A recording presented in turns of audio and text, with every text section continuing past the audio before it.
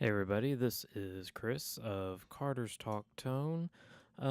I made the rookie mistake of not turning on the microphone during the actual recording of this video because we were using the shotgun mic on top of our camera, trying to make it super simple, but all this did was create issues for me in the back end. So I think for this week, our YouTube watchers are going to get this bonus episode, and it's pretty much going to be the exact same audio that's going to be on the Carter's Talk Tonecast. So if you aren't watching the video and you're listening to the podcast, I'm just going to be talking about the Epiphone Les Paul SL.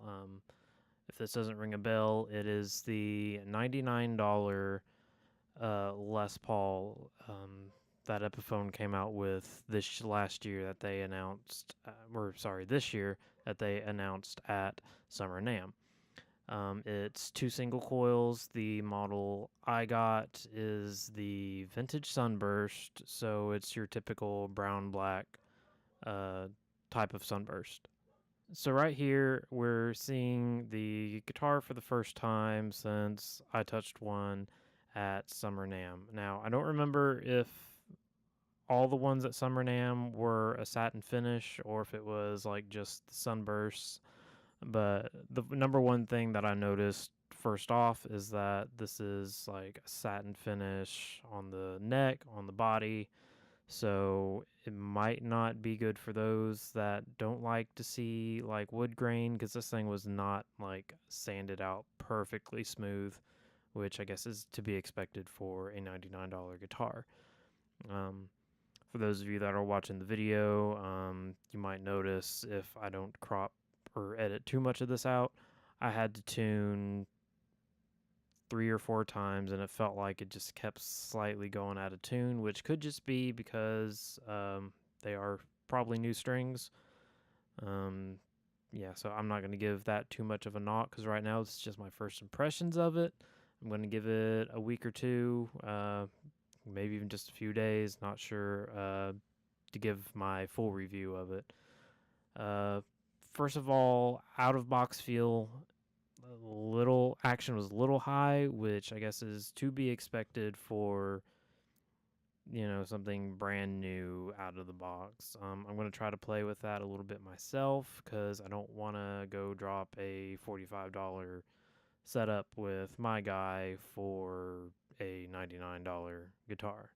That to me just doesn't make any sense. So I'm going to try to use the tools I have and super limited knowledge and also YouTube to try to figure out how to do it. Um, you're not going to get any of the sound samples from this because, like I said, the mic wasn't on and I wasn't really trying to get any sound samples to begin with. I was just trying to get my overall first impressions of it, and so far, it's cool. That's all I can really say. I can't fully tell you if it's going to be good or bad. Right now, I'm kind of in the middle because, like I said, the action was kind of high. The pickups sounded decent. The neck felt good. So maybe I could bump it up to, instead of saying like a 50 out of 100, bump it up to like 75, 70, 75. It's definitely worth checking out. I wouldn't knock it. Especially for beginners or if you're an experienced player and just want something to keep around the house that stays hung on your wall, stays on a guitar stand, out, collects dust, collects nicks, bumps, your kid or your dog knocks it over or decides to use it as a hammer or axe when they're going around playing or whatever. So, overall solid enough.